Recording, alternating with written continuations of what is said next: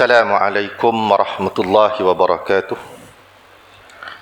Bismillahirrahmanirrahim. Alhamdulillahi rabbil alamin. Wa bihi nasta'in ala umurid dunya waddin. Wassalatu wassalamu ala asyrafil anbiya'i wal mursalin Sayyidina Muhammad wa ala alihi wa ashabihi wa man tabi'ahum bi ihsanin ila yaumiddin. Rabbi shrah li sadri wa yassir li amri wahlul 'uqdatam min lisani yafqahu qawli. Alhamdulillah, al-fadil tuan imam, tuan Bilal pengurusi, ahli-ahli jawatan kuasa, tuan-tuan sidang jamaah yang dirahmati Allah. Alhamdulillah kita dapat bertemu dalam tazkirah Jumaat kita sementara menantikan masuknya solat Jumaat. Tak silap saya 1-2 minit, tuan-tuan ya. Jadi ada masa lebih kurang beberapa minit ini.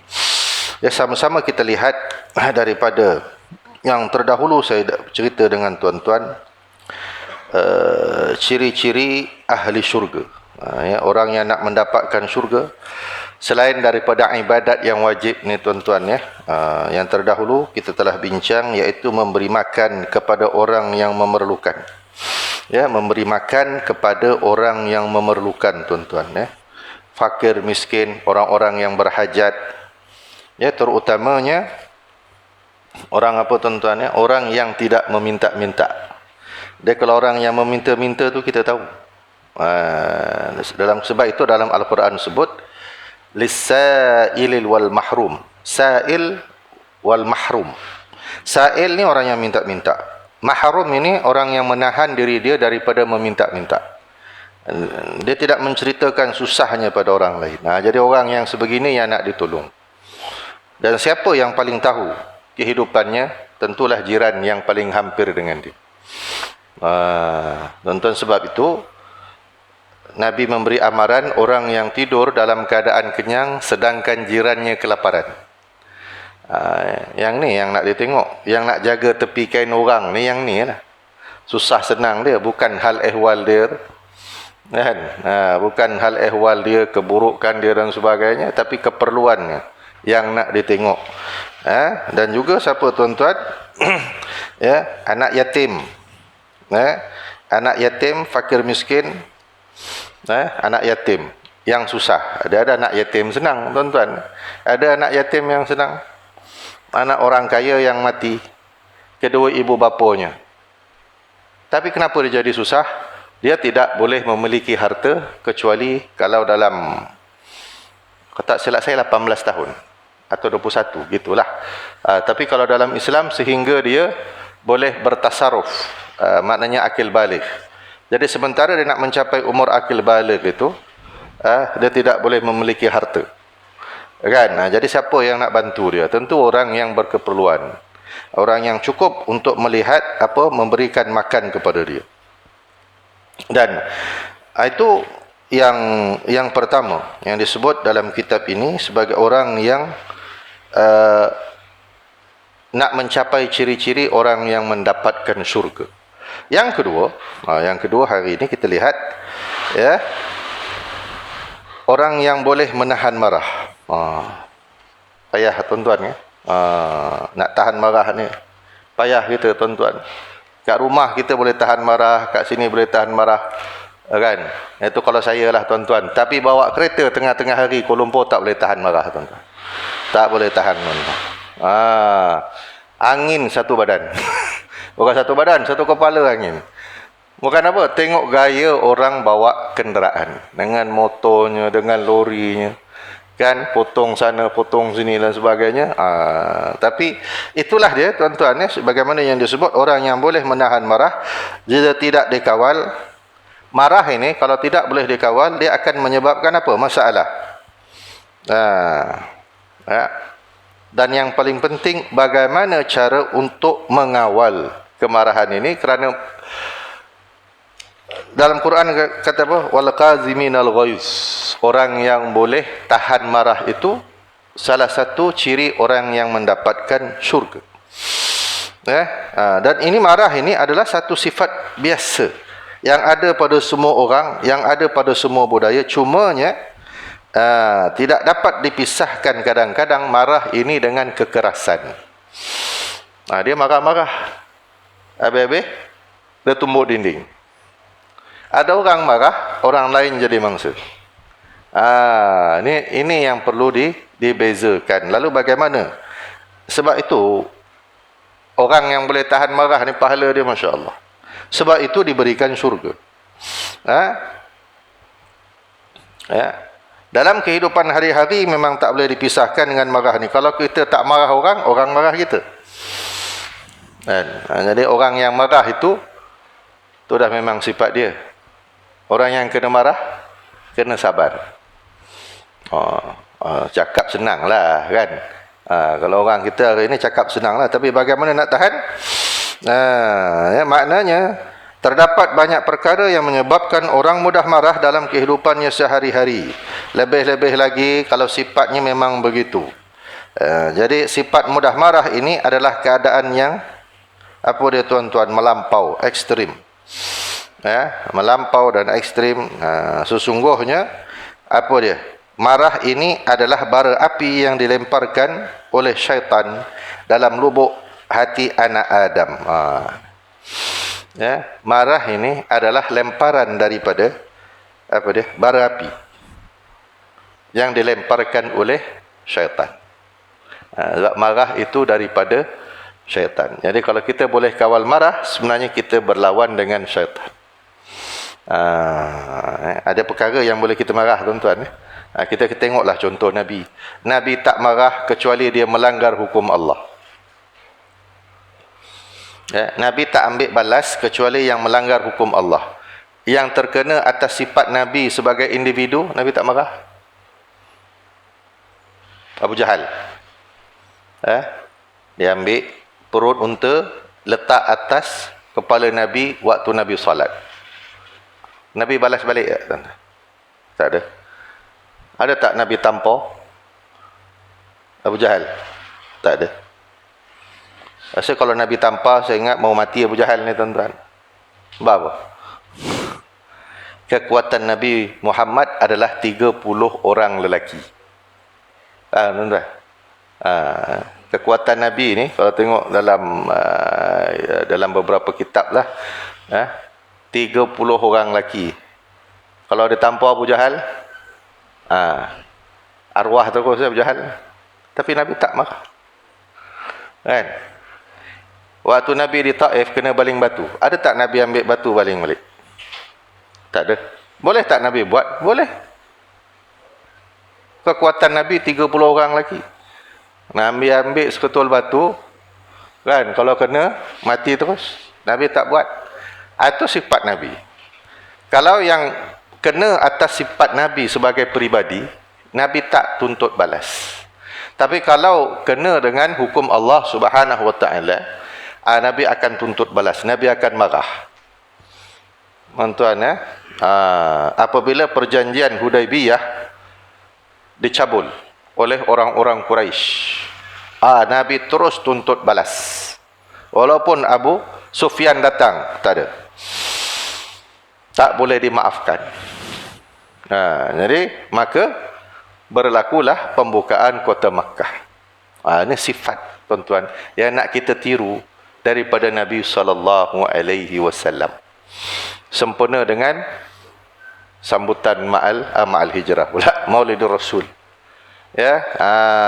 Sempurna dengan maulid kelahiran Nabi SAW. Inilah perkara yang nak kita ambil dalam kehidupan kita supaya bermakna. Tak adalah kita baca sirah Nabi itu begitu aja, tanpa ada apa-apa kesan kepada diri kita.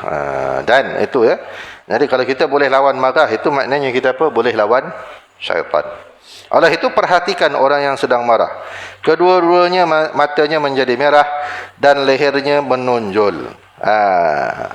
Rambutnya pun boleh luruh dan gugur akibat marah. Masya-Allah. Jangan marah-marah tuan-tuan. Gugur rambut tuan-tuan. Adalah memang rambut tu jarang-jarang tuan-tuan. Gugur pula, habislah. Kan? Ya, kecuali memang penyakit lah, memang tak ada rambut. Ada penyakit apa yang tak ada alopecia. Ni ada kawan saya tuan-tuan, dia tak ada rambut. Dia kena penyakit ni semua. Rambut, bulu roma semua gugur, tuan-tuan. Kening-kening pun tak ada. Kan? Licin, pesotong. Tu penyakit. Tuan-tuan, jadi salah satu yang menyebabkan rambut gugur ni kita apa tu? Marah. Cepat marah, tuan-tuan. Jadi mudah-mudahan, jadi mudah marah ini satu benda yang biasa ya dalam kehidupan kita. Jika tidak dikawal, ia akan menyebabkan masalah. Jadi sebab itulah amat besar pahalanya orang yang boleh menahan marah. Sebab marah dia boleh menjadi dendam. Tuan-tuan. Marah ni dia boleh menjadi dendam. Bahkan apa dia?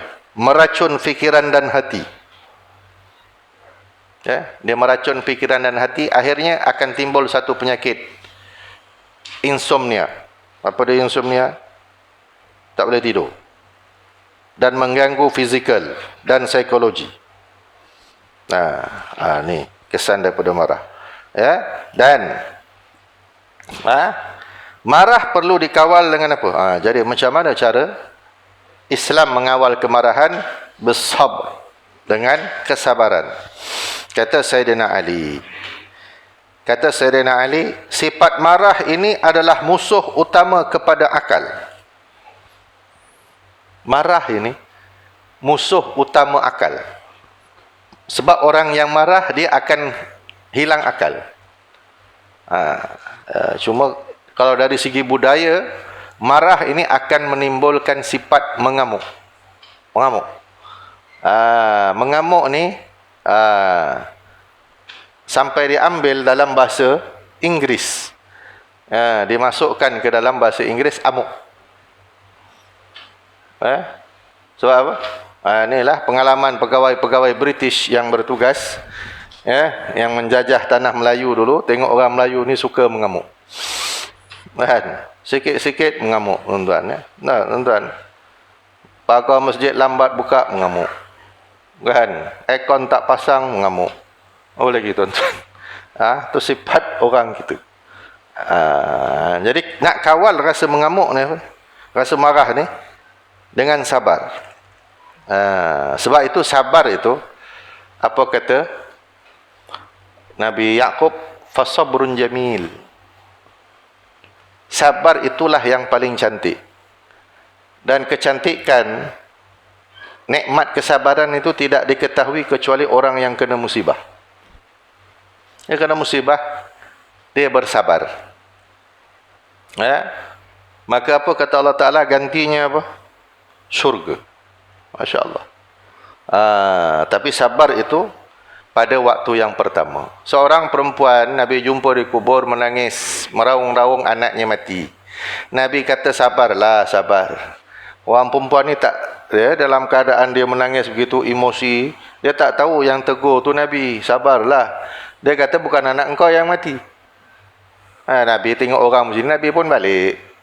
Bila perempuan ni dah agak reda, orang tegur dia, kenapa kau kasar dengan Nabi SAW? Yang tegur tadi Nabi. Lepas tu dia pun pergilah jumpa Nabi, minta maaf. Nabi kata, sabar itu pada hentaman yang pertama. Waktu kena tu sabar tak? Ini dah 3 hari, memanglah sabar, tuan-tuan. Betul? Tak? Kereta kena langgar. Dah seminggu, sabar dah tak? Sabar dah. Dia tengok, bila aku nak baiki ni. Tapi waktu kena langgar, tuan-tuan, kan, dia tak fikir dia salah, tuan-tuan. Langgar lampu merah. Kan? Jadi budak ni bawa motor, kan, langgar kereta dia. Memanglah dia salah sebab langgar lampu merah. Kan? Dah bergaduh pula dengan budak ni. Tapi dah seminggu, sabar tak? Sabar lah. Sebab tu Nabi kata, sabar ni bila waktu kena tu, sabar tak? Kan? Waktu kena, sabar tak? Saya pernah, tuan-tuan, kau saya tak ada cerita, tuan-tuan. Beg saya hilang, tuan-tuan. Bila sampai di Jeddah, bawa umrah, beg hilang. Beg yang paling besar, tuan-tuan. Tinggal hand luggage. Seluar selai, kain pelekat selai, seluar dalam selai. Lepas tu saya duduk, saya ketawa seorang-seorang. Di sana, pergi sini. Cari, tak ada. Saya pun gelak. Jemaah saya kata, ustaz boleh ketawa-ketawa, beg hilang. Lepas tu saya kata apa? Takkan aku nak berguling-guling atas lantai? Kan? Meraung-raung, dah hilang. Fikirlah macam mana nak settle. Bukan meraung tak jadi. Jadi apa kalau menangis-nangis, tuan-tuan? Tak jadi apa. Kan? Tak jadi apa. Jadi saya pun ketawa-ketawa. Kenapa ustaz ketawa? Beg aku hilang. Orang pelik. Orang beg hilang, ustaz ketawa-ketawa. Ya. Kan? Jadi dua, tuan-tuan. Kalau tak sedih, ketawa. Itu je lah. Daripada sedih, baik ketawa. Ingat, menangis boleh selesai masalah, tuan-tuan. Selesai masalah. Seorang perempuan datang jumpa saya.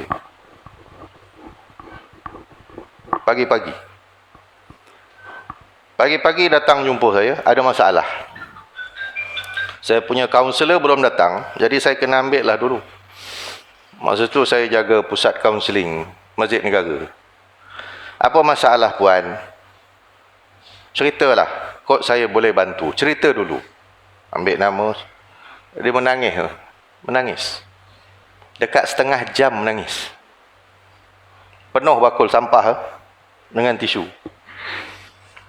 Habis setengah jam, dia diam. Setengah jam dah menangis. Saya kata, apa masalah?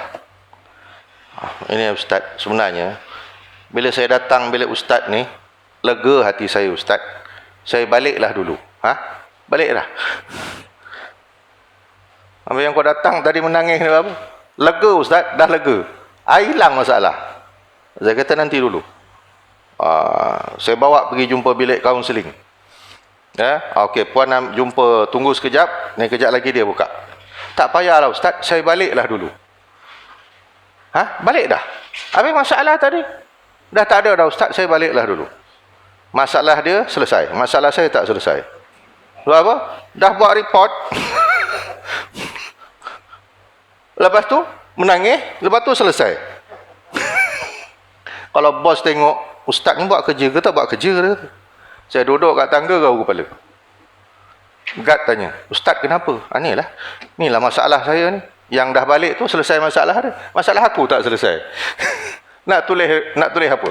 Menangis, selesai. Boleh, tuan-tuan? Pelik kan orang? Datang jauh-jauh, kan? Menangis, selesai masalah. Masya Allah. Itu setengah-setengah orang ni. Dia nak menangis aja pun. Fikir macam mana nak selesai masalah. Dalam hari-hari kita menghadapi masalah, sama ada kita nak marah ataupun kita nak suka. Nampak kan? Tiba-tiba jadi macam ni. Nak buat apa? Itu je, sama ada kita nak marah atau nak suka. Saya pernah sekali saya marah, tuan-tuan. Malam tu darah tinggi naik. Terus tak boleh buat apa, baring. Lepas tu saya tak boleh marah-marah dah. Ikutlah. Tak marah dah. Mana tak marah, tuan-tuan? Ada saya punya kerani ni, la ilaha illallah. Dia jual semua barang dalam store tu sampai licin macam gua Alibaba. Barang ni tentu ada yang boleh dijual, yang tak boleh dijual. Yang masih boleh pakai, dibersihkan licin. Itulah sekali yang saya paling marah waktu saya kerja. Lepas tu saya tak boleh marah sebab darah tinggi naik. Baik. Jadi seandainya orang suka marah, muhasabah akan kesan yang disebabkan oleh perangai buruk itu. Itulah dia cara untuk mengawal hati. Pertama, orang yang suka marah ini cenderung tidak selesa dengan kehidupannya. Orang yang suka marah-marah ni sebenarnya dia tak selesa dengan hidup dia. Sebab tu hari-hari dia nak marah. Kan? Salah masak marah. Kan? Terlebih gula marah. Kan? Terlebih garam marah. Dia tak selesa dengan kehidupan dia. Jadi cara nak menyelesaikan, sebab tu dia suka marah. Yang kedua, orang yang suka marah, dia tidak akan boleh membina hubungan silaturahim dengan manusia. Sebab tidak ada orang yang boleh tahan dengan sifat marah dia. Siapa yang boleh marah? Kan? Orang yang suka marah, yang boleh redakan marah dia apa tuan-tuan? Kalau dia jumpa orang yang lagi kuat marah kepada dia. Tu dia diam. Kalau orang yang jenis suka sabar, itu memang orang yang suka kena marah. Betul lah tuan-tuan. Sebab tu orang yang sabar ini pahala besar. Sebab apa? Asyik kena marah kan? Jadi kalau nak marah buat apa? Diam. Boleh orang marah kita senyum tuan-tuan. Bos marah kita senyum. 3 kali bos panggil, budak ni gila. Aku marah dia senyum. Lama-lama bos pun tak boleh marah. Sebab dia dapat staf gila. Senyum. Boleh tuan-tuan. Kadang-kadang saya buat situ. Bising-bising dalam mesyuarat, senyum. Kan? Lama-lama dia pun tension. Kenapa nak marah? Kan? Saya pun pelik lah. Semua benda dalam dunia ni insya-Allah boleh selesai. Yang tak boleh selesai, apa? Mati. Mati selesai lah masalah. Lain-lain dalam dunia ni insya-Allah boleh selesai. Marah boleh, apa dia? Menghalang fikiran. Betul lah. Sebab itu Sayyidina Ali kata, marah ni apa dia? Musuh utama kepada akal. Dan kata orang Jepun, Masya Allah tuan-tuan, dia kata orang Jepun pula, orang yang dapat mengalahkan sifat marahnya, itulah dia musuh yang paling utama. Orang yang boleh mengalahkan musuhnya, siapa musuh yang paling besar? Sifat yang ada dalam diri kita. Sifat, itulah nafsu tuan-tuan. Nafsu yang ada dalam diri kita tu nafsu. Dikuasai oleh syaitan. Jadi kalau kita boleh kawal nafsu, itulah yang paling baik sekali. Kalau boleh kawal diri, fizikal kita boleh dikawal. Kalau kita dalam kitab tersebut, kalau kita boleh kawal diri kita, dalaman kita, insya-Allah kehidupan kita yang di luar itu akan dapat dikawal. Kalau kita hanya mengawal diri tapi hati tidak dikawal, itu yang payah tu. Sebab itu kadang-kadang kita jumpa orang yang bersifat luarannya baik. Luarannya baik tapi hatinya belum tentu baik. Tapi kalau hatinya baik, insya-Allah luarannya baik. Kan? Sebab itu kadang kita jumpa orang yang baik tapi dari segi penyakit hatinya macam-macam. Hasad, dengki, khianat, ujub, bangga diri dan sebagainya. Tapi kalau dalaman diri dia itu baik, insya-Allah luarannya baik. Jadi nak mengawal diri yang dalam itu, masya-Allah. Maka sebab itulah kita kena mampu nak kawal diri, kita kena tahu mana satu sifat mahmudah, mana satu sifat mazmumah. Dia orang tak nak bab akhlak, bab tasawuf ni. Belajar tasawuf bukan nak jadi wali. Siapa suruh nak jadi wali? Orang belajar nak betulkan diri. Dia fikir belajar tasawuf nak jadi wali. Lepas ni boleh terbang ke ustaz. La ilaha illallah. Sengkat betul otak orang kita ni kadang-kadang fikir tuan-tuan. Orang belajar tasawuf nak membersihkan diri. Bukan nak boleh terbang. Kalau nak boleh terbang, kau pergilah belajar ilmu lain. Jadi pilot boleh terbang. Kan? Baik. Yang keempat. Marah merosakkan iman. Masya Allah. Kerana apabila seorang itu sudah beriman, dia tidak mudah marah kepada orang lain. Itu tuan-tuan, ini yang paling besar sekali nak dikaitkan dengan agama. Marah itu kata Nabi SAW dalam hadis yang diriwayatkan oleh Imam Al-Baihaqi, marah itu boleh merosakkan iman sebagaimana pahitnya jadam merosakkan manisnya madu. Madu rosak dengan sebab jadam jadi pahit, macam itulah marah merosakkan iman. Tuan-tuan, tak pernah lagi jumpa hadis ni. Hari ni baru kita jumpa kan. Rupanya marah itu merosakkan iman. La ilaha illallah. Dan orang yang suka marah akan mendapat kemurkaan Allah Subhanahu wa taala. Oleh kerana itu, jika kamu marah kepada orang lain, kena segera ingat, dalam hadis qudsi, wahai anak Adam, kata Allah Subhanahu wa taala, Wahai anak Adam, ingat kepada aku ketika kamu marah, maka aku akan mengingatimu ketika aku marah pada hari kiamat. Bila kita marah, ingat Allah. Nanti Allah akan ingat kita bila Allah Ta'ala marah pada kita pada hari kiamat. Sebab tu besarnya pahala orang yang dapat menahan marah dan juga sabar. Tuan ya. Jadi sama-samalah kita, tuan ya, melihat kepada diri kita untuk tahan marah ini supaya jangan menyebabkan terputusnya silaturahim, renggangnya perhubungan. Kerana hadis yang terakhir kata Nabi SAW dalam hadis riwayat Imam Bukhari dan Muslim, orang yang kuat bukan orang yang boleh mengalahkan musuh, tapi orang yang dapat mengawal dirinya ketika marah. Ya, sebab dengan marah itu tahan marah dan dia ada sifat sabar. Jadi dua sifat inilah yang akan membantu kita di hari kiamat. Wallahu a'lam. Cukup sekadar itu tuan-tuan. Sudah hampir pukul 1. Kita beberapa minit lagi akan masuk waktu solat fardu Jumaat. A'udzubillahi minasyaitanirrajim. Bismillahirrahmanirrahim. Allahumma aghnina bil ilmi wa zayyina bil hilmi wa akrimna bit taqwa wa jammilna bil afiyah. Rabbana atina fid dunya hasanah wa fil akhirati hasanatan wa qina adzaban nar. Wa sallallahu ala sayyidina Muhammad wa ala alihi wa sahbihi ajma'in walhamdulillahi rabbil alamin.